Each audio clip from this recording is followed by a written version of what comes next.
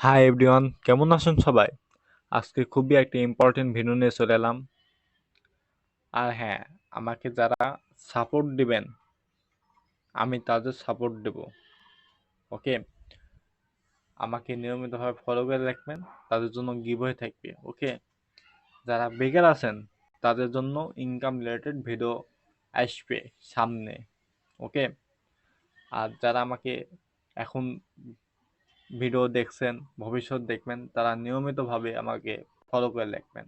ওকে, আর হ্যাঁ, আমি কিন্তু তুতলা, একটু ঝামেলা হলে ক্ষমা দৃষ্টিতে দেখবেন। ওকে, তো আজকে মূল ভিডিওটি হচ্ছে আপনারা যারা ফোনে ফোন মেমোরি ফুল হওয়ার কারণটা কি তাই জানবো। ওকে, কিসের জন্য ফোন মেমোরি এত ফুল হয় তাও জানবো। ওকে, ফোন মেমোরি ফুল হয়ে গেলে কিন্তু ফোন স্মুথলি ভাবে চলে না, তাই না? তো এইগুলো কিভাবে সমাধান করা যায় তাই দেখবো। ওকে, তো এইগুলো করার জন্য আমাদের সাধারণভাবে সেটিংসে যেতে হবে। তো আমরা সেটিংসে যাব, আমি যেভাবে খুঁজছি সেভাবে যাবেন। ঠিক আছে, আমি সেটিংসে গেলাম। তারপর দেখবেন স্টোরেজ নামে একটা অপশন আছে, এটা ক্লিক দিবেন। দেখেন আমার 64 জিবি রোম, তার মধ্যে 48 জিবি ফুল হয়ে গেছে। আজকে আমি বাংলা ভাষায় বলবো, আপনাদের বুঝতে সমস্যা হবে না। ঠিক আছে, তো এগুলো দেখার জন্য দেখেন আমার 48 জিবি কীভাবে জায়গা খাইছে।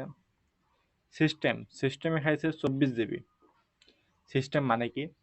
সিস্টেম মানে আপনার অ্যান্ড্রয়েড ভার্সন। ঠিক আছে, আপনার অ্যান্ড্রয়েড ভার্সন অনুযায়ী আপনার জায়গা খেয়ে থাকে ফোন থেকে। ফোন কেনার সময় থেকে একটা ভার্সন থাকে, সে অনুযায়ী কিন্তু জায়গা খেয়ে থাকে। ওকে, এদের 24 জিবি জায়গা খাইছে। তবে অ্যাপসে খাইছে 20 জিবি। ভিডিওতে খাইছে 1.5 জিবি। ইমেজে খাইছে 873 MB। Document 656 MB। Audio 628 MB। Games 270 MB। এখন কথা হচ্ছে আপনারা কোন পদ্ধতিতে এইগুলো ডিলিট করার মাধ্যমে আপনার ফোনকে স্মুথলি ভাবে চলাবেন। ওকে, তাই না? তো এগুলো করার জন্য আপনারা দেখবেন আপনার কোন জায়গায় বেশি জায়গা খাইছে। তো দেখেন আমার কিন্তু জায়গা খাইছে অ্যাপসে 20 জিবি জায়গা খাইছে।